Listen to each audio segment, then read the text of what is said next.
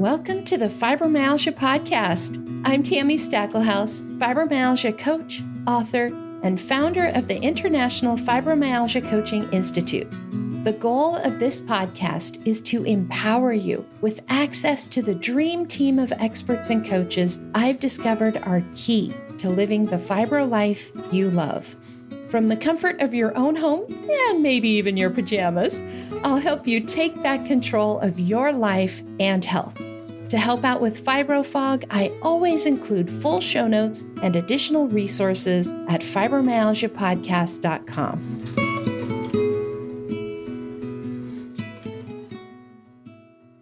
Welcome to the Fibromyalgia Podcast. I'm your coach, Tami Stacklehouse, and this is episode 135. In today's episode, I'm so excited to be interviewing one of my coaches, Dr. Robin Pfaff, about her new book, which was just published on May 14th. Her book, Living Your Best Life with Fibromyalgia, a compassionate approach to reclaiming your health and reimagining your purpose, has two specific things that I think make it really powerful. First of all, the real power comes when you take the time to participate in the activities, reflections, and exercises given.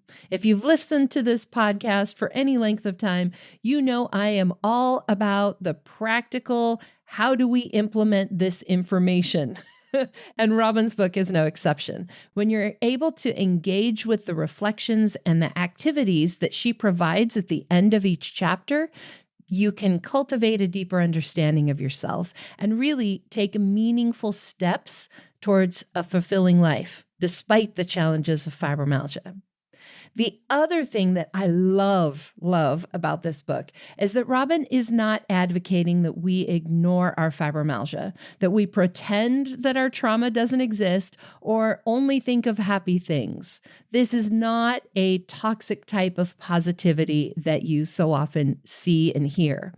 Instead, Robin gently coaches us on how we can embrace the full spectrum of emotions and experiences so that we can foster genuine healing and resilience. In the book, she encourages us to take the difficult, the traumatic, and the painful things that have happened to us and use them.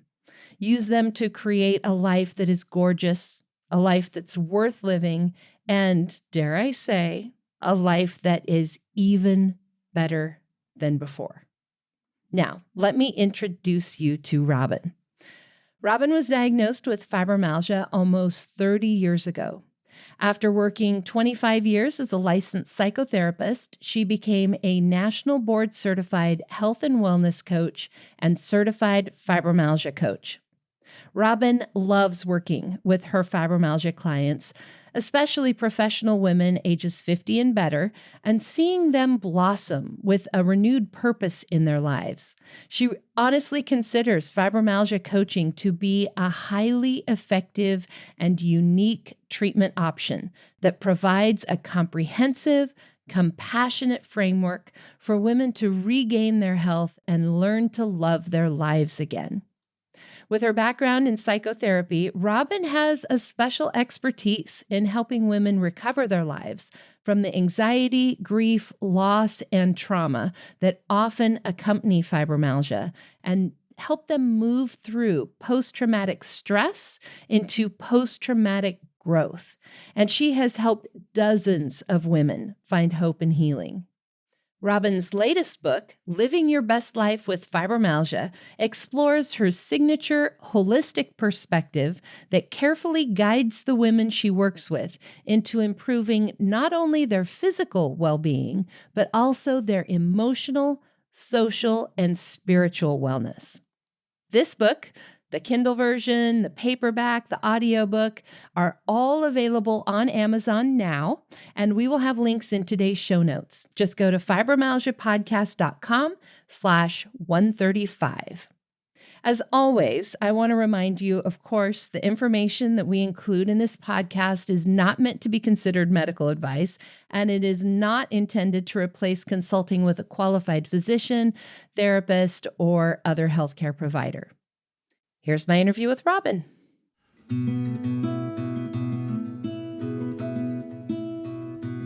Welcome, Robin. I'm so excited to have you here, and congratulations on your new book. That's amazing. Thank you. Thank you so much, Tami. Thank you for having me here today.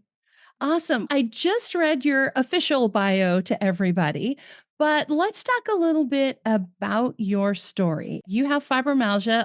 You guys, if you get her book and you read her book, you will hear a lot of her story. And it's not just fibromyalgia that led you here, right? So I would love for you to just share like a nutshell version for people who don't know you, haven't read your book yet. Sure. It's been close to 30 years now that I was diagnosed with fibromyalgia. Before I was a fibromyalgia coach, I was a psychotherapist for 25 years. So I've been working with women, helping them heal from trauma, really my whole career.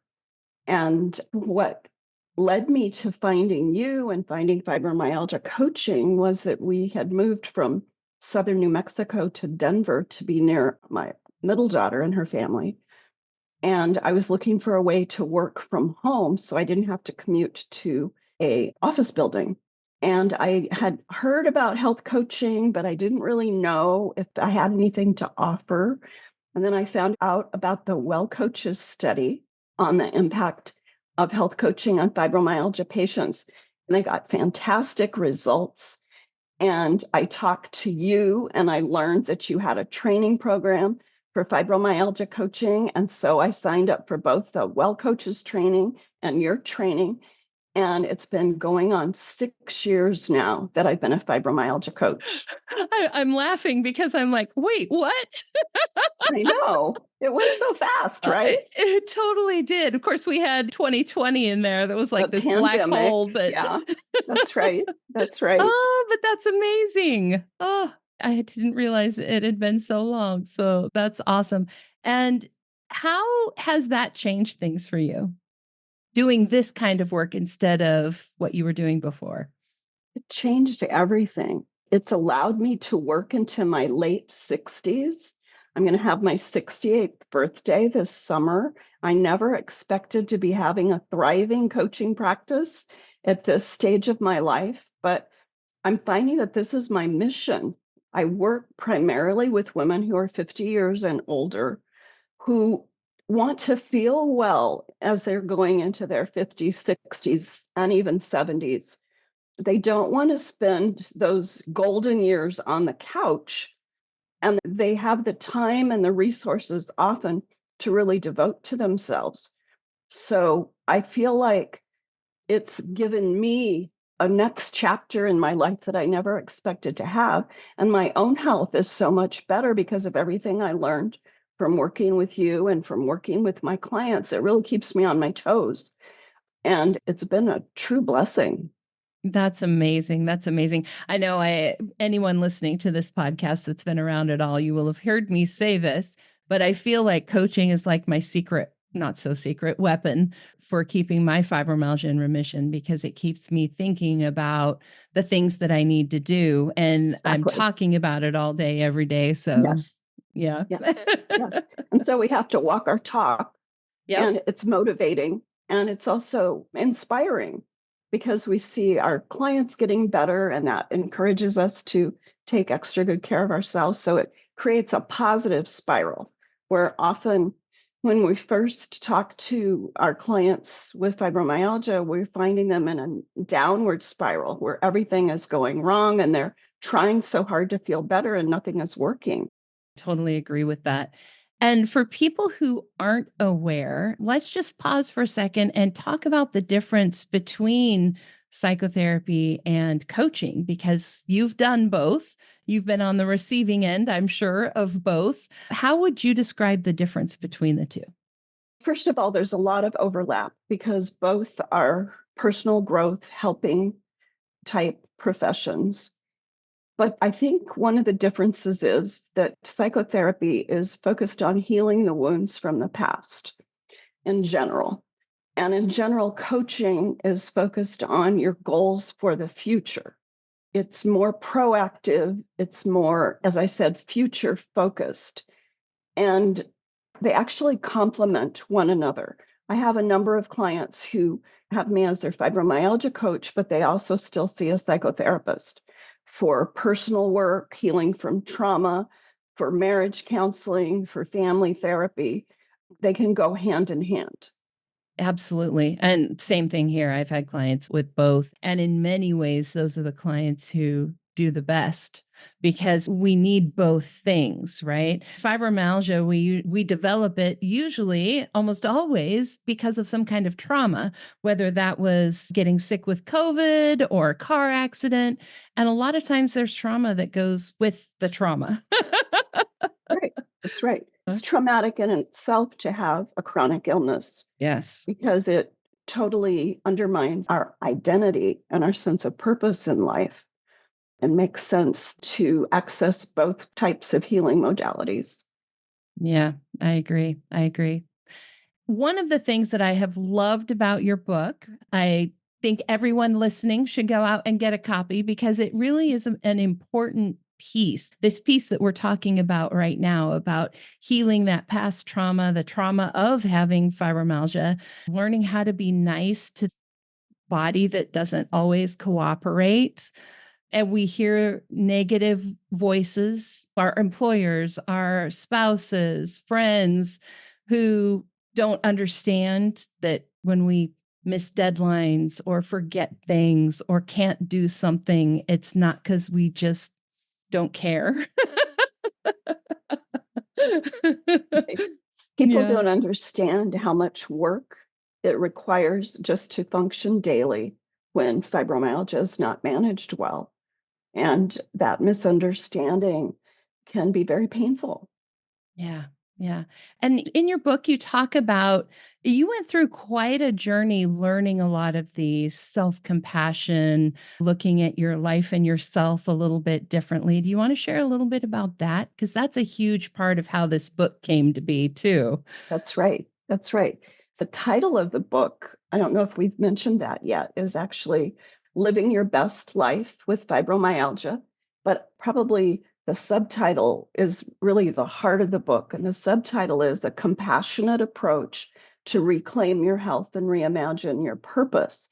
And that compassionate approach that I use is based on the work of Doctors Kristen Neff and Christopher Germer, who wrote the Mindful Self-Compassion Workbook. And this is a empirically validated approach to using self-compassion to help with all sorts of things. But the research has found that people who have high levels of self-compassion manage their chronic illnesses much, much better than those who do not practice self-compassion. And so I learned about this approach in a continuing education class many years ago. And we learned how to write a self compassion mantra, which was based on the three pillars of mindful self compassion, which, first of all, is self kindness, learning to treat yourself like a friend, which is something that you cover so beautifully in your book, Take Back Your Life. And then the second component is that mindfulness, being present in the present moment. And then the third component is our common humanity, which refers to the fact that everyone suffers. It's just part of being human. We don't get through this human experience without experiencing difficulties. And this self compassion mantra that I learned started out with, this is a moment of suffering. May I be kind to myself in this moment. May I realize I'm not alone. And so we practiced that in this workshop I was at. And then later that week, I can't remember what was going on, but there was something troubling me. And that mantra popped into my head just spontaneously. I said to myself, this is a moment of suffering.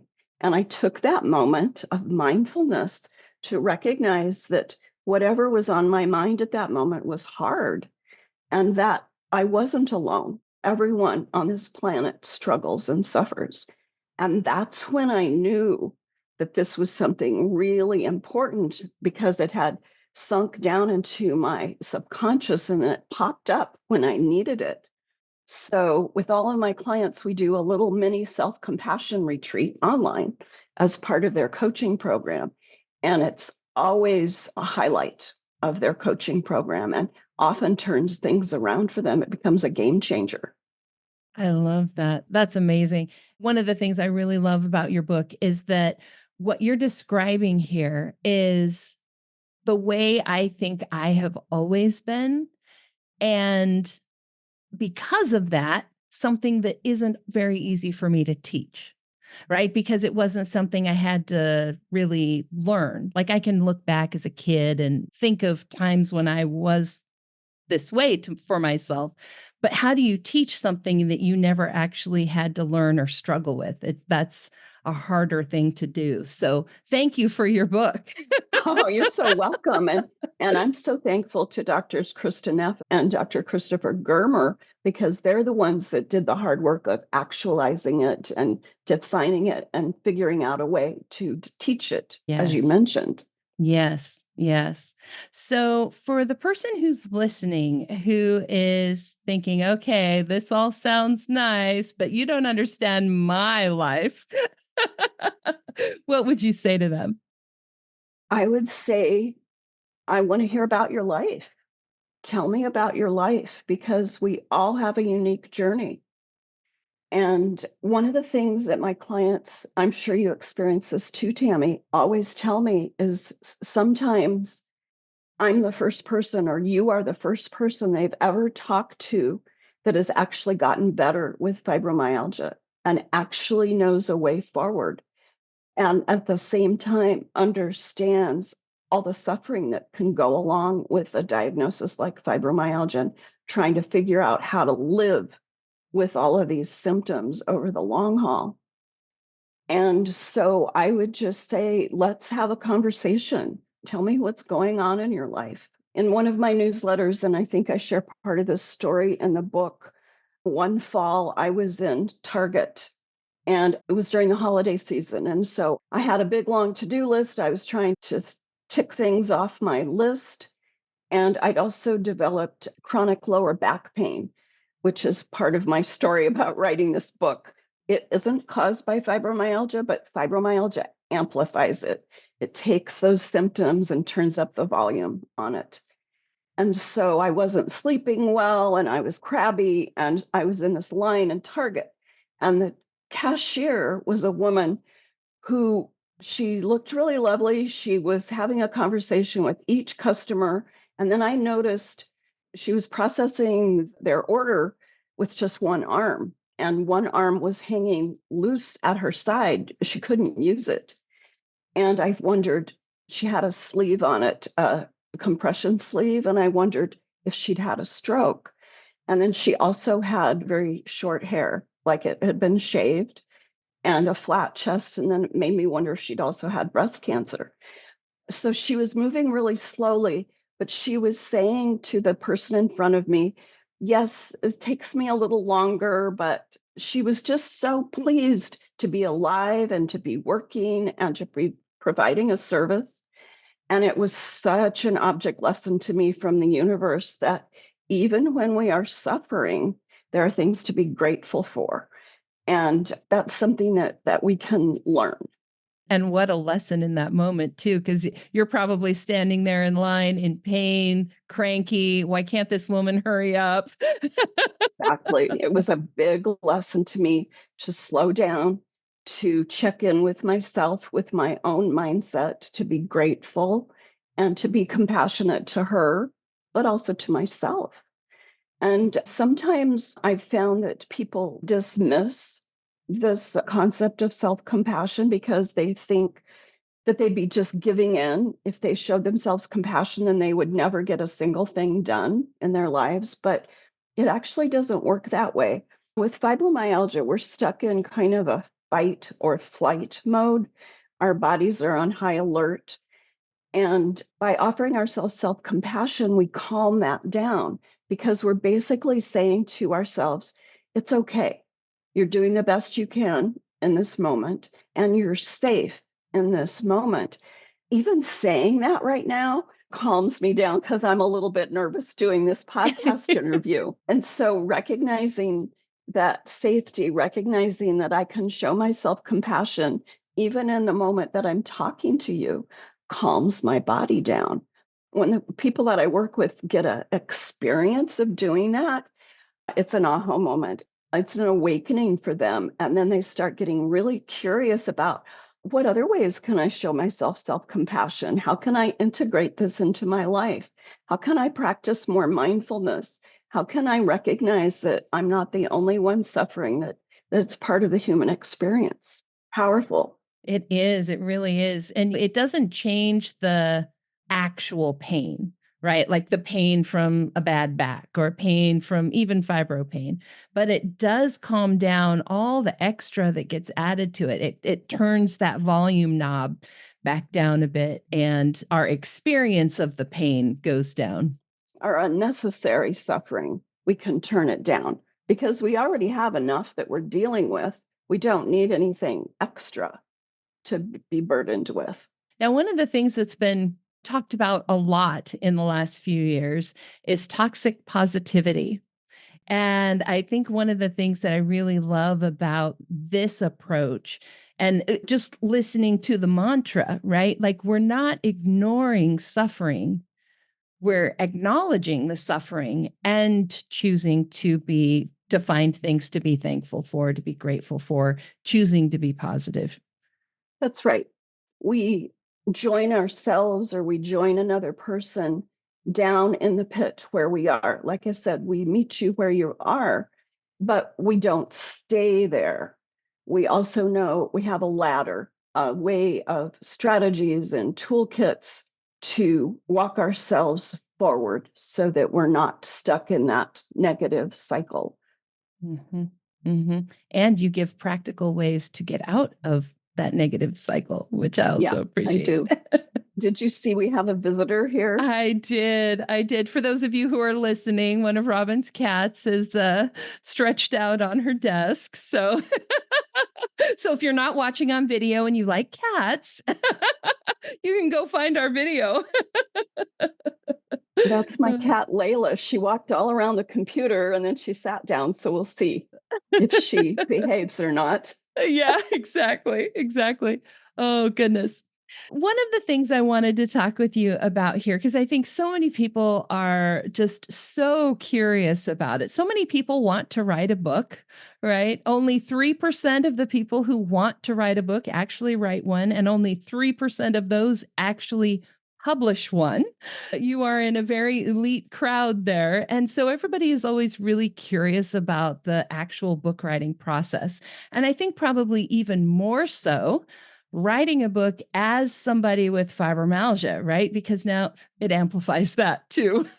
That's right. So I would love for you to just share your experience, your journey with when did the book idea come to you, and then take us on that journey. You were part of the initial ideas, the initial gleamings of the book. It was like over 2.5 years ago. I can't believe it's been that long. Yeah. And I was working with you and Steph Gold in a business coaching program. And I said, I want to write a book. And so you two said, great. And so we started working on the outline together. And I got really bogged down because my first vision of the book, I wanted it to do a really deep dive into all of the research that supports mindful self compassion and its positive impact on chronic illness.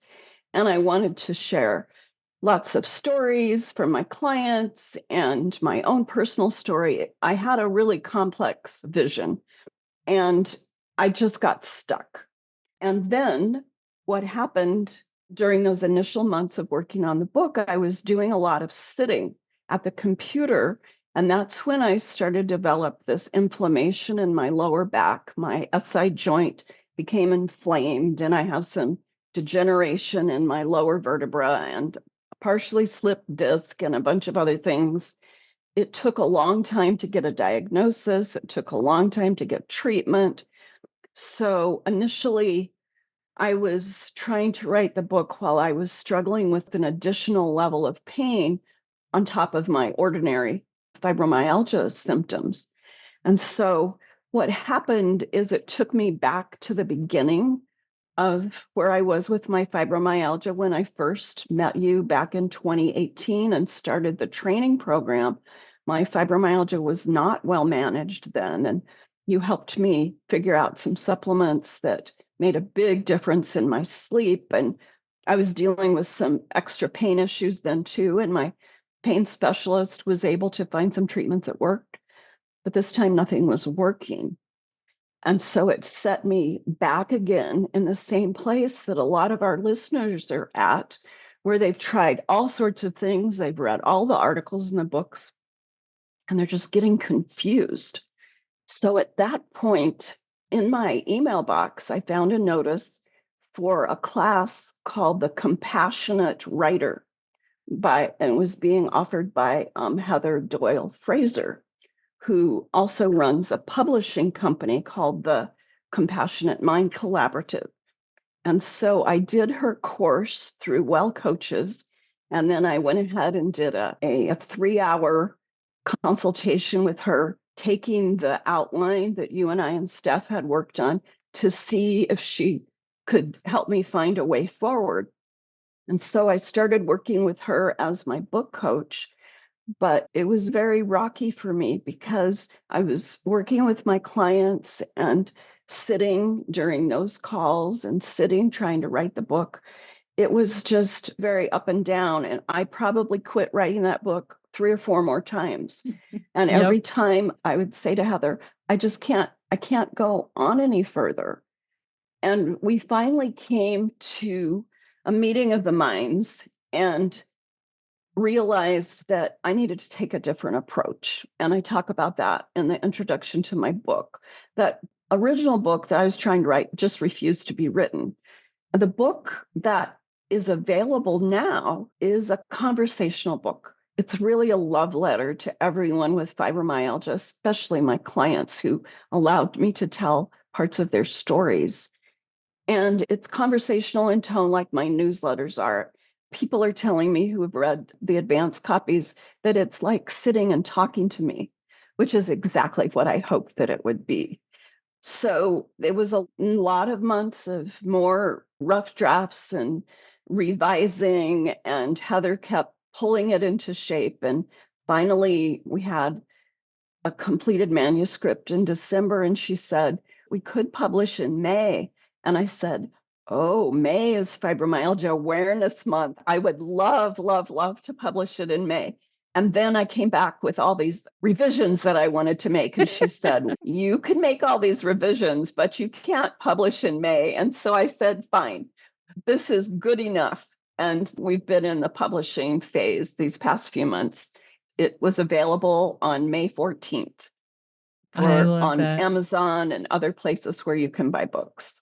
That's awesome. That's awesome. When I was writing my book, Take Back Your Life, the only time I ran into writer's block, as we call it, was when I did a very similar thing. It was when I was writing the chapter on pain, and pain is so complicated, and there's so much science behind all of that. And I started going down this rabbit hole, feeling like I needed to write that book. And I had a similar experience and just meditated on it and a bunch of other things and came to the conclusion that wasn't the book I was supposed to be writing. Like I was trying to rewrite Dr. Ginevra's book, for Yes, instance, exactly. right? And that's not what everyone is here to hear me talk about. They can always go buy her book. So, yeah. And I think writing too, there's something about both just the process of writing, but also the process of writing something that everybody else is going to read, writing something public that's like undressing. Yes, yes, yes. There's a real vulnerability to it. And so you have to make a lot of choices about how much do I share? How deep do I go? How much of this is my story? How much of it really belongs to someone else? So those are the lot of decisions that have to be made. But I had some feedback from one of my early readers who said that she could just see herself in my story, even though the details were different, the same feeling compelled to push myself. Don't we hear this from just about every single person that we talk to? Fibromyalgia people want to do all the things all the time. And we will do that for as long as we can. Yes, indeed. And then we have to learn how to do things differently.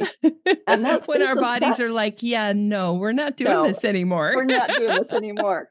And really, that sums up my book pretty well. What do you do after you can't push yourself anymore? So true. So true.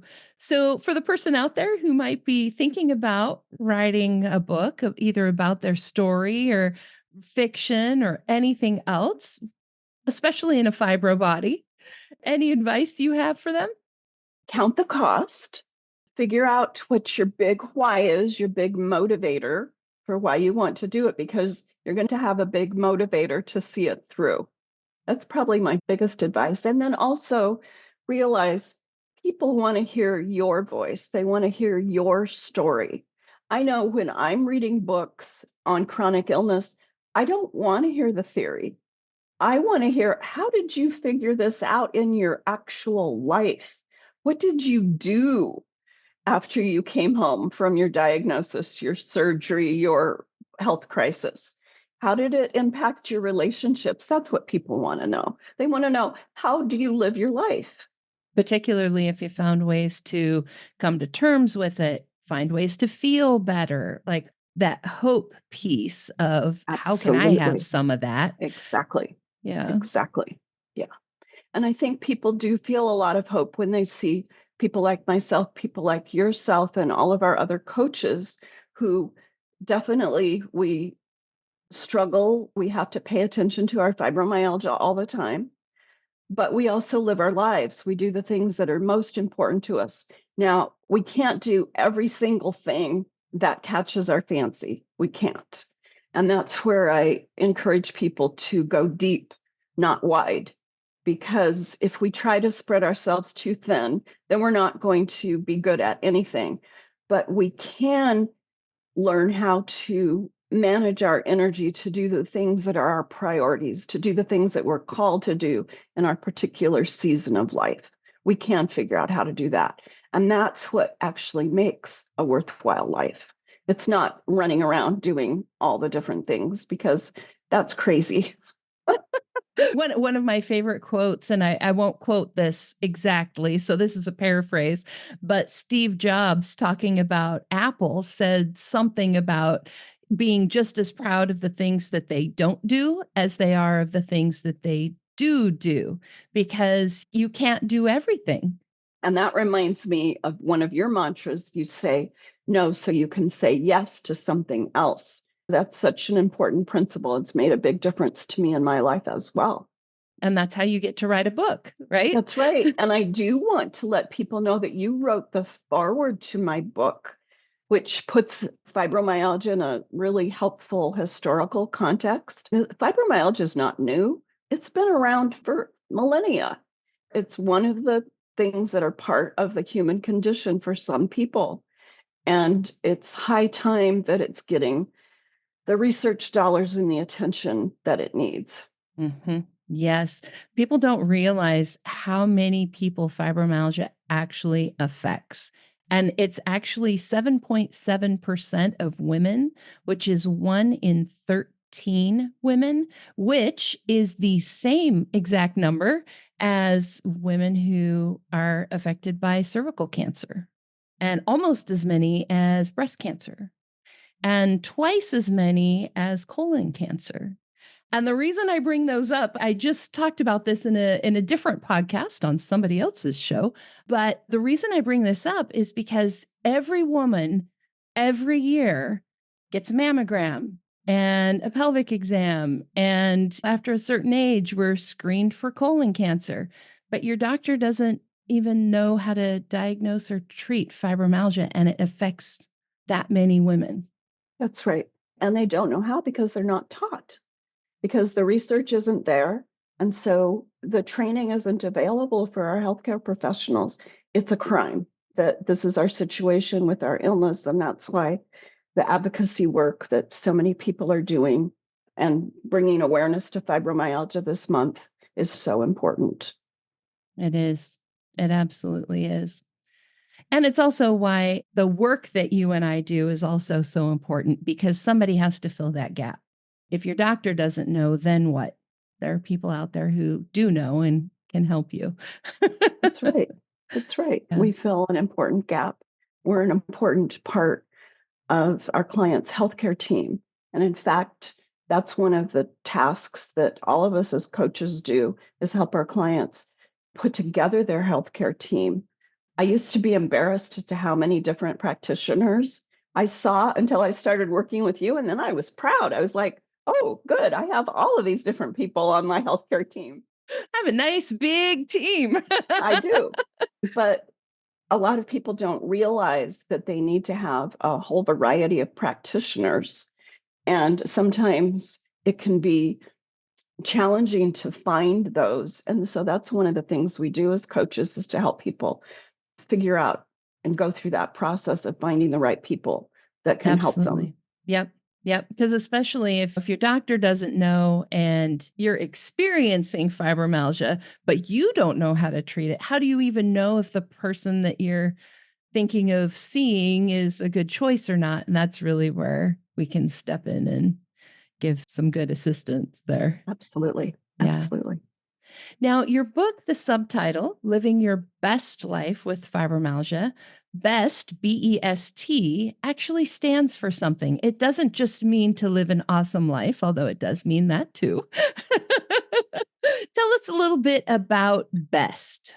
BEST, as I use it as an acronym, and it stands for B is for body, E is for emotions and mental well being, S is for social support, and T is for transcendence, spirituality.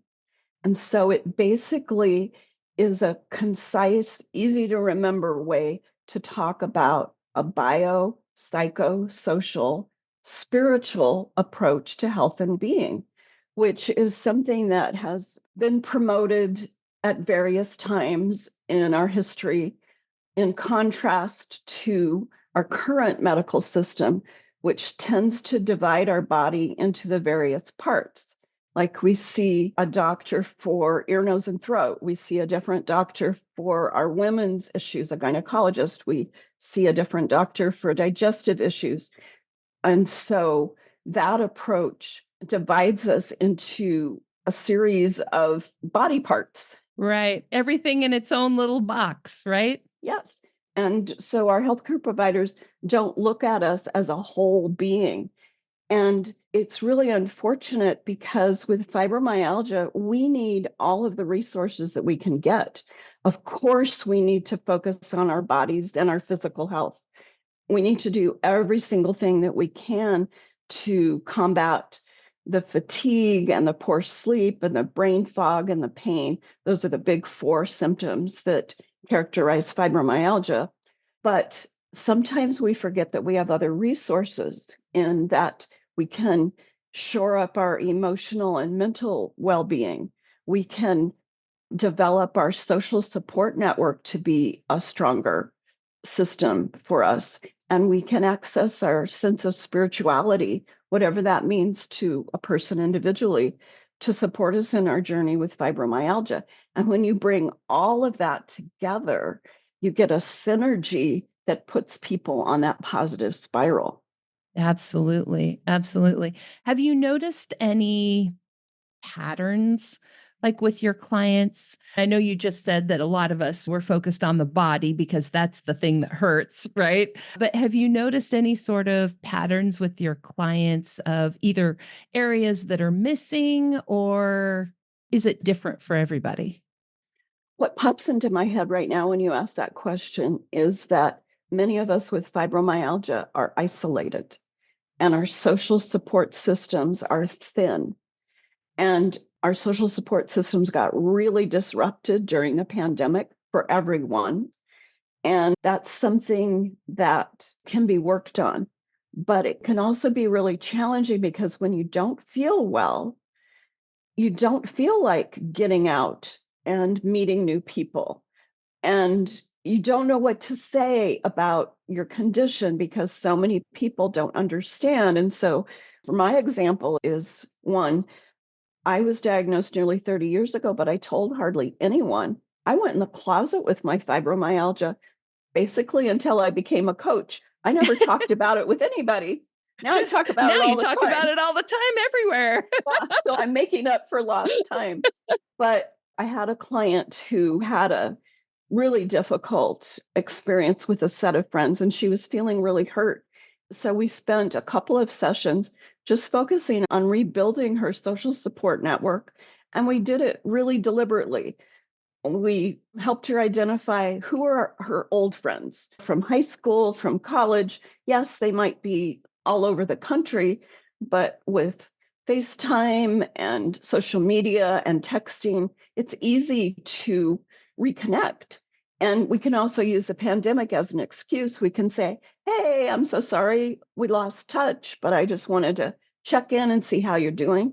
So she started with that. She reconnected with old friends. And then she started reconnecting with some friend groups that were in her city and made some plans with them. And then she and her husband put their heads together to figure out how they could socialize more with some other couples. And she ended up feeling so much better about her social relationships that it actually calmed her body down, because we feel a sense of threat when we're disconnected from people, because as mammals we are designed to be connected. We're designed to live in groups and families and tribes and so forth. And so when we're isolated, we really are at risk, and our bodies respond to that stress. So that's just one example of how you can use that best model to improve your symptoms. That's such a good example. I know when you're an introvert and you end up with a pandemic or an illness that's isolating, it still, of course, affects you, but not the same way as somebody who is more of an extrovert, more connected, right? I've had a couple of clients where that was a very key piece of the work that we did because it was so needed for them, right? It was like food or air. Yes, yes. And sometimes we dismiss that as not being important, but it really is important to our well being. And sometimes if I'm feeling particularly bad and having a rough day, I feel myself just wanting to isolate. I'll say to myself, who can I text? Who can I reach out to? Can I reach out for comfort to my pets, or can I talk to my husband? Can I text a friend? And even if I don't get a response immediately, if I send a text, I know that I've been proactive, and that helps me calm down a little bit. It helps me know that I've done something for myself in that moment. And that's empowering, It right? is. You have a little bit of that power back of I've Yes. done something to help my situation. And then you can build on that. Each little piece that you do, then you can say, so I reached out to someone. What else does my body need in this moment? And learning to listen to our body is part of self compassion. And you teach that so well. Asking our precious vibro body, what do you need right now? And maybe you need a cup of tea. Maybe you need to sit outside in the sun. Maybe you need to walk around the block. If you can't make it around the block, maybe you walk to the end of your driveway. And you just take these small steps, because what works for people who don't have fibromyalgia doesn't work for us. We have to take our goals and break them down into mini goals, to really small micro steps, I call them sometimes. And when you don't realize that's important with fibro, you can dismiss that and think there's nothing you can do. But there's always something you can do. You can even just walk up and down your hallway if that's all you can do that day. But it helps you feel empowered, like you say. That's exactly right. Now, you created an assessment to help people figure out where they're at with all of this. Why don't you tell us a little bit about that? It's called the Best Assessment, and it's put together as a really simple, short workbook. And I've had dozens of people take the assessment, and it just gives them sort of a snapshot in time of where they are. You basically assess yourself on each component on a scale of 0 to 10, with 10 being the best and 0 being the worst. And people are all over the place. Sometimes people are strong on their spirituality and feel like their physical health is terrible. And sometimes it's the opposite. then it asks for you to identify some small things that you can do to move yourself forward. It's actually a fun tool. And I think you're going to post a link so that people can access it if they want to. Yes, yes. We'll actually have that in today's show notes. Go to fibromyalgiapodcast.com/135 for today's show notes. We'll also, of course, have a link to where you can go buy Robin's book. The Kindle version is out, paperback is out, and an audiobook, which I am totally jealous of because I don't have an audiobook yet. It might be in your future. It Yeah, I will was be in my future. my daughter, Michelle Dullenberg, is an actor. When I found out that my publisher had an audiobook option, I realized that she could do the audio version. As I've gotten older, my voice has gotten hoarse. But when I was younger, my voice sounded very similar to my daughter's. So it's really special for me that she narrated the book. And I know a lot of fibro folks prefer to listen to podcasts, to books. And so that's an option that's available to you. And I think you'll really enjoy it. That's awesome. I love that it's your daughter that's reading that because sometimes you listen to an audiobook and sometimes it's the author and the author isn't that great of an audio recording artist. But sometimes you have somebody who's not the author and it's just weird, right? So I think this is going to be fabulous. I think it's going to be as if it was you. I feel that way. It's like you're listening to a younger version of myself. Yes, I love it. So again, the links to all of this will be on today's show notes. It's fibromyalgiapodcast.com/135. All right. So as we wrap this up, I would love for you to just talk to the person who's listening. Tell us a little bit about who you help. I know you mentioned that a little bit, but who you help, the work you do, and then to the person who's listening who is maybe thinking about writing a book, maybe wondering if they actually can get better with fibromyalgia, those people who are looking to live their best life. Yeah. So I primarily work with women who, as I mentioned, are 50 years old and better, but I have younger clients as well. And I've worked with the occasional man also. My specialty is working with women in the decades of 50s, 60s, and 70s. And I've even had a couple of clients now that are in their 80s. And what I'm finding is that women feel like they become invisible when they have a chronic illness, but also when we get older. It's like we've reached an expiration of our shelf life. And it's really a disservice to women because many of us will live into our 90s. I have several female relatives that have lived into their 90s. And we want these decades to be decades of significance. We don't want to be in pain and suffering living those years. We want them to be meaningful. That's a major theme of my book is that you can have a meaningful life with fibromyalgia in your golden years. And I would say that if you're discouraged, if you're wondering if you can get better, the truth is we can help almost anyone feel better because we have so many tools at our disposal. And in fact, just talking with someone who really understands what you're going through, that helps people feel better in and of itself. I say this a lot, Tammy, but it's really true. Fibromyalgia coaching is a unique treatment option.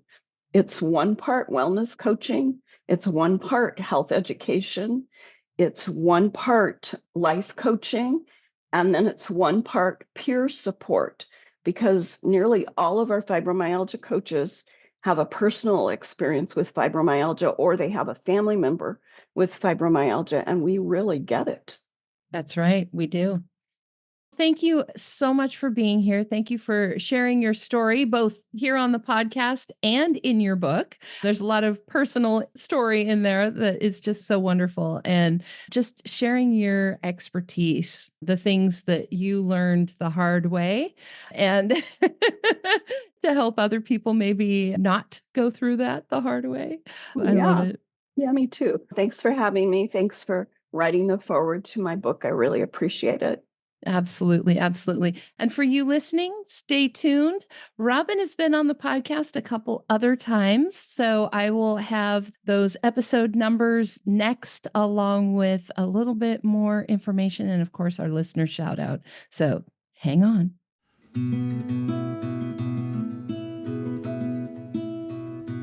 And that wraps up my interview with Dr. Robin Pfaff, National Board Certified Health and Wellness Coach and Certified Fibromyalgia Coach, and author of the new book, Living Your Best Life with Fibromyalgia, A Compassionate Approach to Reclaiming Your Health and Reimagining Your Purpose.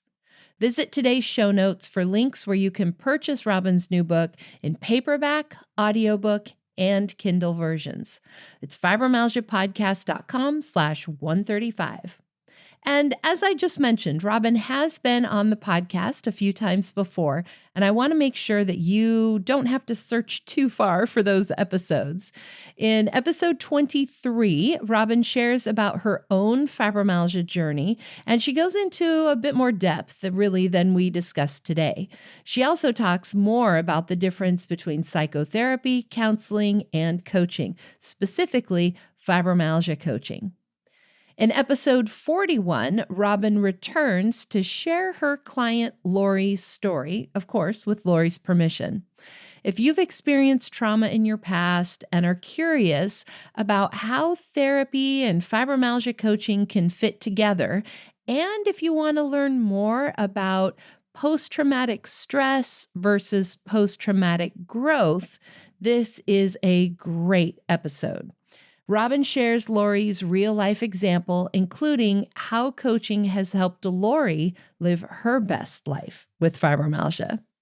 As we mentioned in the interview, Robin has created her best assessment to help you assess the 4 areas of your life: body, emotions, social support, and transcendental spirituality. Visit today's show notes to get the link where you can get a free copy of Robin's assessment. Go to fibromyalgiapodcast.com/135. And if you are interested in a consultation with Robin, she is one of the coaches available through our Find a Coach page. Just visit findafibrocoach.com, or again, on today's show notes page, we'll have a link where you can schedule online with Robin, one of our students or one of our other coaches. And now I've got this week's listener shout out for you. This is an email that I received from a listener in Norway. Sigrun says, I want to tell you how much I appreciate your work. I found the Fibromyalgia podcast 3 or 4 weeks ago and have already listened to a lot of the episodes. I am reading your books now. I get so much inspiration from you. I am really ready to put in the work so I can get better soon.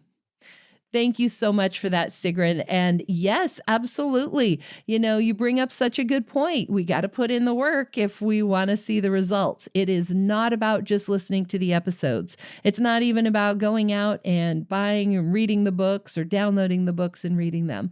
It is about doing the work. It's about implementing the things that you learn. And if you are able to do that on your own, awesome. If not, that is exactly what our coaches are here for. Sometimes it can be really helpful to have somebody to bounce ideas off of and help you figure out how to implement what you're learning into your own life. That's where somebody like Dr. Robin can come into play. So if you are interested in working with a coach, just go to that Find a Coach page, findafibrocoach.com, or visit today's show notes and you can schedule with somebody online. Another really helpful thing for helping you know how to put these things that you're learning into practice is our new Fibromyalgia Wellness Style Quiz. If you haven't taken that yet, I definitely encourage you to do so. I actually recorded an episode explaining what that quiz is all about back in episode 133. So it's just 2 episodes ago. Just go back, listen to that, and go to fibroquiz.com to learn your fibromyalgia wellness style. See y'all back here next time. And that wraps up another episode of the Fibromyalgia Podcast. I'm your coach, Tami Stackelhaus. For daily doses of hope, inspiration, and practical advice, come hang out with me on Facebook. Visit facebook.com/fibrocoach to find my personal coaching page and connect with me directly. To find the show notes, additional resources, or to schedule a consultation with me or one of my coaches, visit fibromyalgiapodcast.com.